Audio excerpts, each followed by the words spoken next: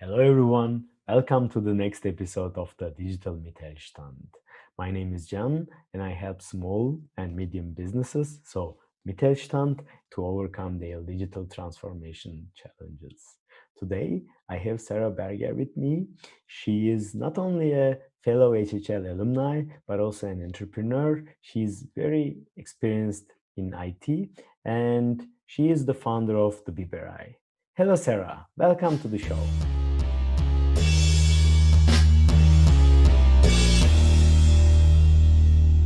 Welcome, everyone. I'm very pleasant to be here today. My name is Sarah Berger. I'm the founder of the Biberei. And the Biberei, we are offering digital product development, software development, and also consulting for digital product development. And I'm very happy to be here today. We are also happy to have you here, Sarah. Welcome again. Then you mentioned digital product development. I would like to ask you why digital product development is important for, especially for Mittelstand. I mean, if you look closer at the Mittelstand and what are the benefits of the Mittelstand, also compared to big corporates and also compared to startups, they know their customers, their partners, and their suppliers so well. Because, I mean, they are there since decades or even centuries, it depends. And they have built a relationship that strongly, which startups doesn't have. And knowing also the issues from the customers and suppliers, they have a very deeply understanding on what could be beneficial for their partners. And here they can really use and build digital products, not only to develop new disruptive business models, but also to think about how can I optimize my current business models and my current relationship, or solve the issues of my customers or of my partners. So I can give you an example. Maybe that's more gives more insights in that. So, for example, if you are a company and you develop consumer goods like a water armature, then you're not selling directly to your end customers. You are sell it first to a big distribution company and then to a professional service who's then going to the houses and sell the stuff and install the water armatures. How, and if he's there at the customer says he maybe needs to replace some things. And currently, it's the way that the professionals goes to the houses, sees, okay, what is the current problem? How can I help the customers? And then they maybe don't know which exact product is in front of them. Because as you can imagine, there are many producers of this kind of objects products, and the variety of products is huge. And they can't know by heart each and every product. So currently they take a picture or they give the company a call, and then emails going back and forth, which kind of product could this be, and whether spare parts can be ordered and how spare parts can be ordered. Wouldn't it be a much better way, a more efficient way, if I'm as a company would develop a digital product, meaning an app, for example, give this to my professional service so that they can use it, go to the houses, go to their clients, make their clients happier, taking a picture of that product, and then the app automatically says to you, hey, okay, this is the product XYZ. There are the spare parts. Do you want to order the spare parts now? Instead of wasting time writing emails back and forth, and most importantly, to help my partners making their customers happy. I think that's the way the Mittelstand has to think about, because in the most cases, the Mittelstand does not sell directly to the customers yet. I mean, there are also many ways how this can be changed. But to really think about in the whole customer chain or in the whole supply chain, how can I optimize all the single steps? Thank you. Actually, it was my next question. I would want to ask you to give some examples, but it's great that we start with examples because it's the best way for the Mittelstand to understand the benefits of digitalization. But I want to still elaborate on it. And can you explain us more the digital product development, more examples, more use cases, if that's possible? But before you start, I just wanted to add that I worked as an engineer like 10 years. And if we had these technologies 10 years back then, I would save so much time, so much effort, and as you said, my clients would be happier. So I definitely understand the benefits of what Biberei does, but for our audience, it would be great if you can elaborate with more examples. And what do you mean by digital product development? Is it only apps, or there are other ways that you can help companies? So maybe we can use another name for digital products. We can think about any kind of software products which have a customer-facing interface. So every kind of app, every kind of web applications. And for example, if you use most of the time you use digital products each and every day. So for example, if you have an activity tracker on your phone, or any kind of sports app on your phone, you're using a digital product. If you use any kind of platform like Airbnb or whatsoever, you're using a digital product. So digital products are everywhere. And maybe most of the time we don't call it digital product, but we actually treat it like a digital product. And what we do, especially at the Biberei, is that we are not only thinking of the technologies we can use, but also thinking about how can we use this product, which pains can be solved and which gains can we get. And that's what we offer. And I think what's also very interesting, if you combine the digital product side, so the customer interfacing side, with the hardware side, it means with IoT products. So for example, before I found my own company, I was working for Hans Krohe, and there we developed our own IoT products. And then a completely new world opens up. So for example, you can use already existing technologies like a leakage system, which most of the homeowners have at the basement installed, and can now bring the technology side in it to make more customer benefits. As an example, what we did, for example, if the leakage system automatically detects a leakage or a high water consumption, it directly contacts you via our app and saying, hey, there is something going on, you better have to check it out, or do you want to close it manually, if not done automatically? And this is an example, very practical example. And to give you another example on which we developed at Hans Krohe, it was a digital shower. And it's a new experience of shower. So with that, we give you a whole scenario where you can say, okay, we'd like to have the good morning shower scenario, or good night, or something after your sports activities. And then we will do the rest for you. So we can control the sound. So we give you a sound which fits to the scenario. We can change the lights, so then it's maybe red or blue.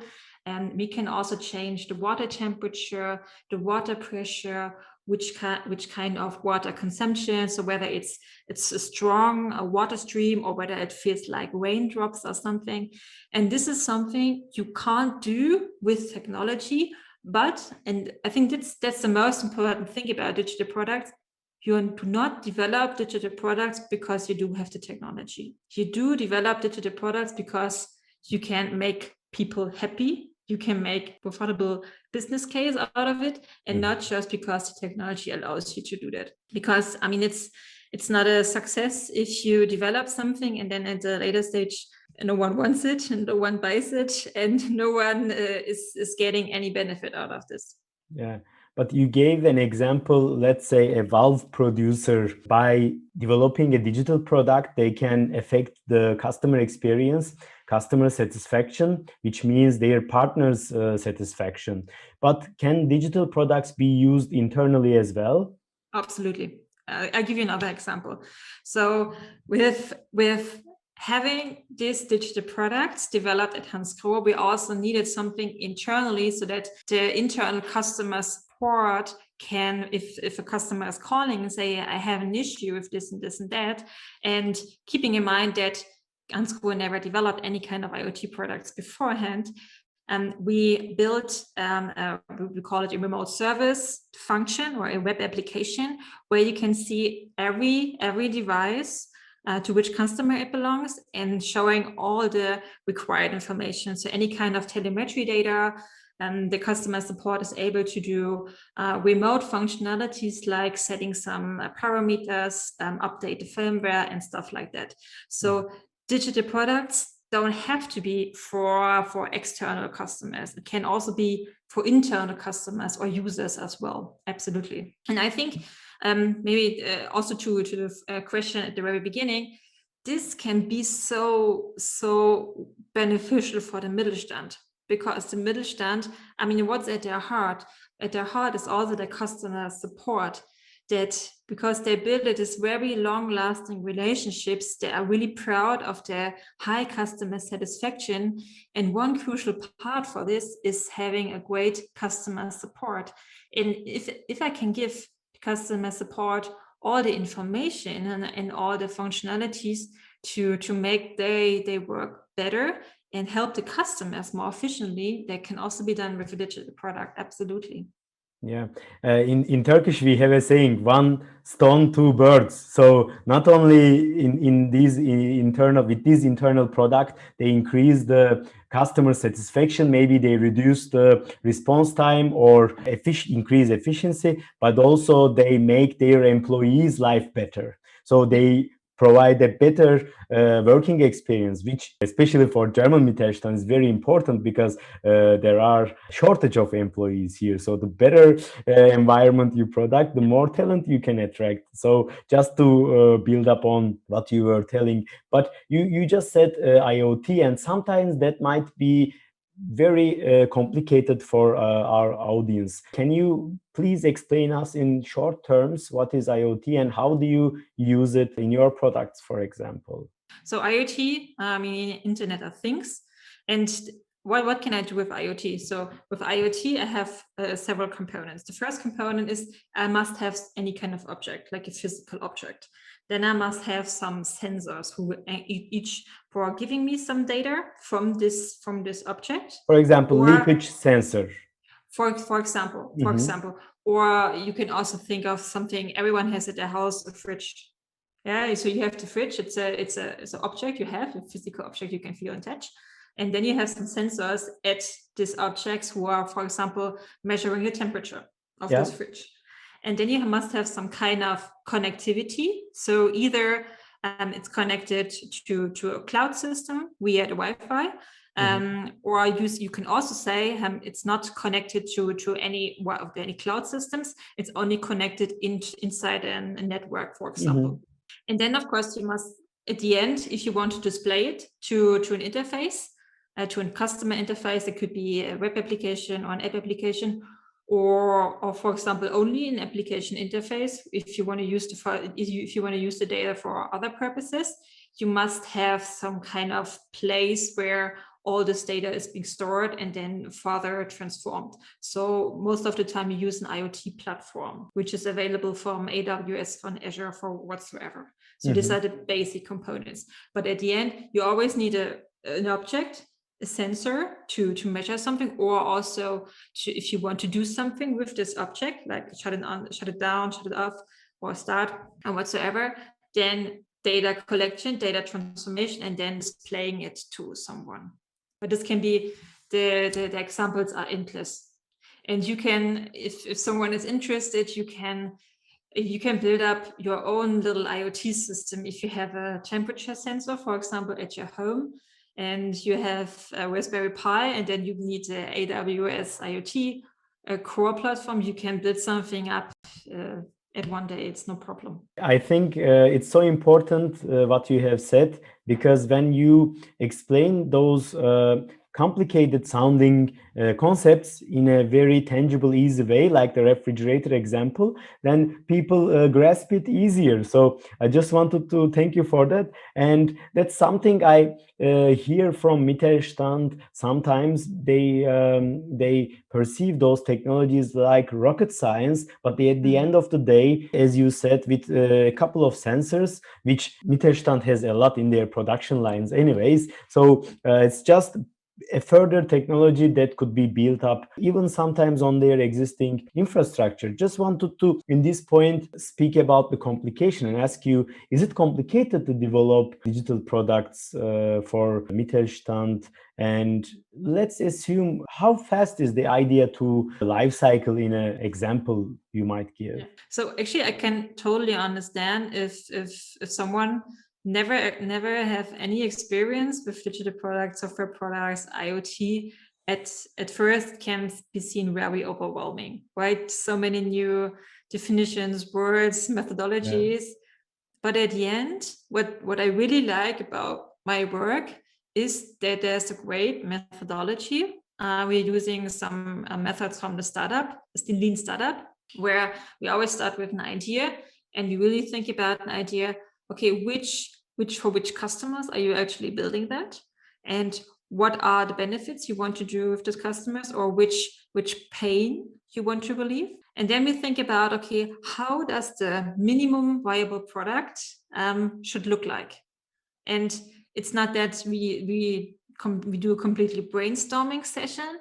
We go one step back and thinking about, okay, from your idea, what are the most risky part? Which items are most uncertain? So, for example, it can be technology, which is uncertain, which needs to be tested out. Is this AT connection actually really working like we think? Mm-hmm. Or is it from a market side? So are there enough customers willing to buy this product, or are willing to pay the price? Or is the customer side more the uncertain one? Like, are we really solving the issues we think we are solving, or is the problem actually worth solving?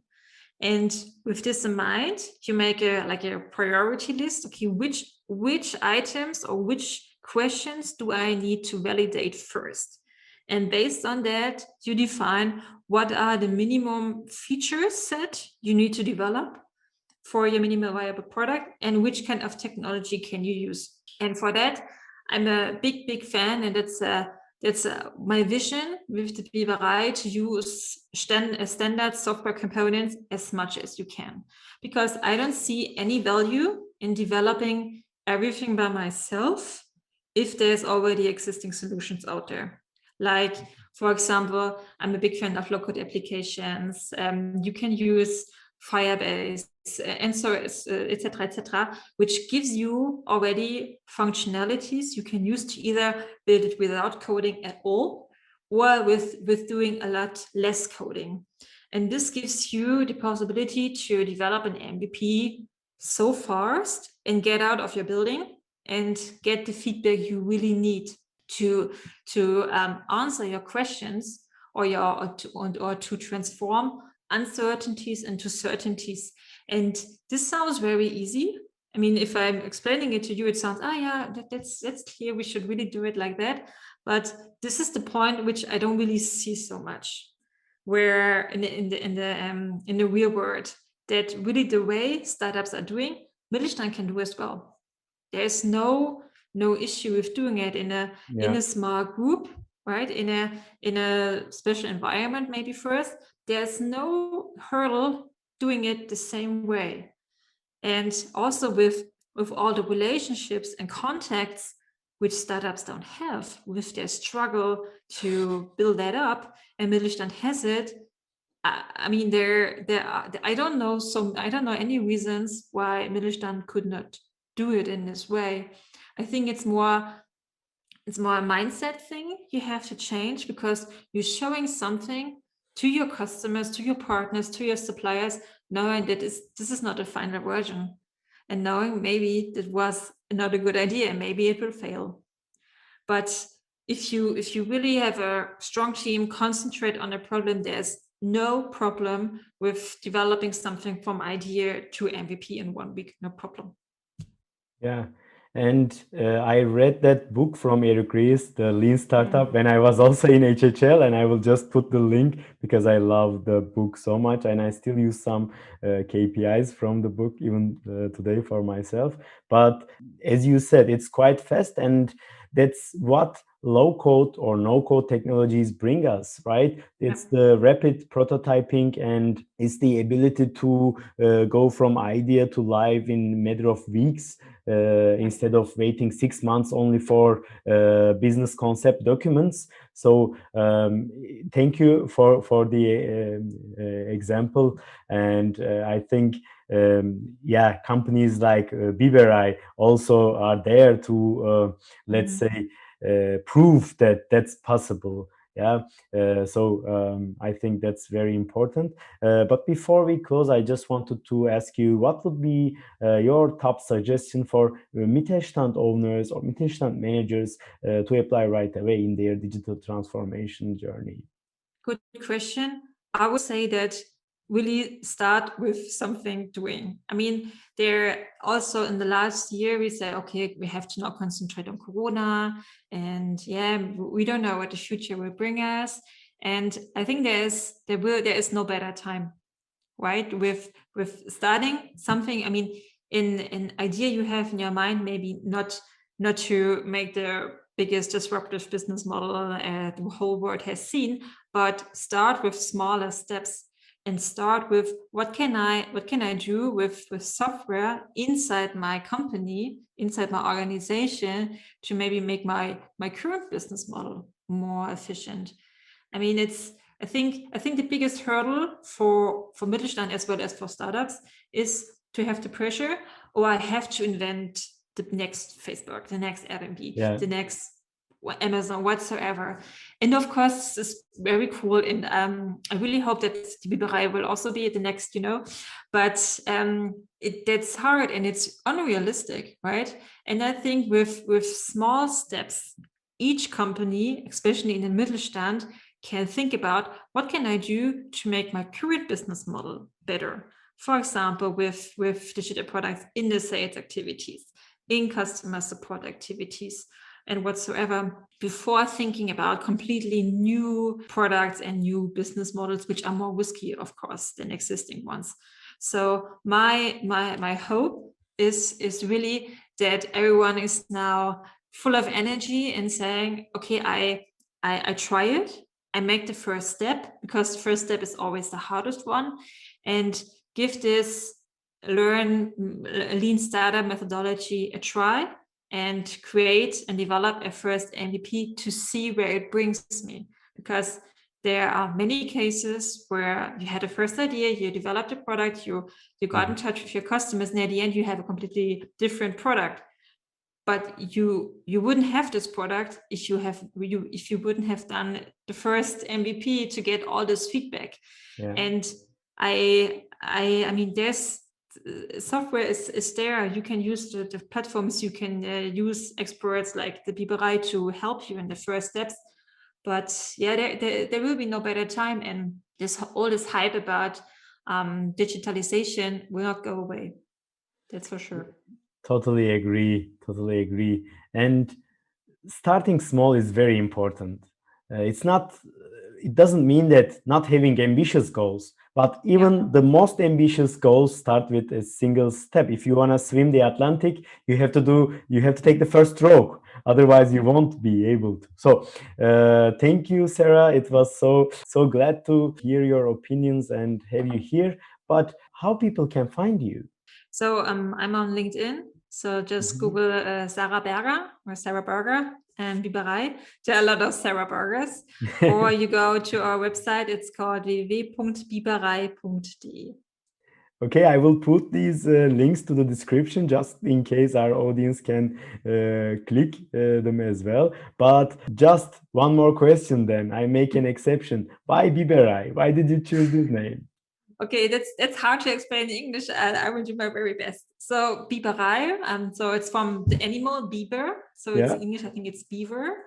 And I live in the Black Forest, and I'm very close. A friend of mine, she has a wonderful house in the Black Forest. She has a lot of beavers or beavers at her landscape, and they changed the landscape so rapidly and so dramatically. So I mean, if a beaver is somewhere, yeah, they will change the whole environment, but they will change it in a sustainable manner.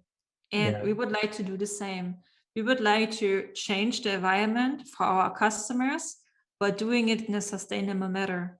So not with develop something and then you can throw it away, or with introducing something no one needs. So whatever we do, we would like to have this to have it for a longer time and have it in a sustainable manner. And that's why we choose the name. But it's everyone is asking me every time. But I am also glad right now that I asked this question because I think it's very useful and Yeah, it contributes to your introduction in yeah, the very beginning. So thank you for that. absolutely. And Sarah, it was nice having you here. Thank you. And yeah, talk to you soon. Yeah, thank you. Bye bye.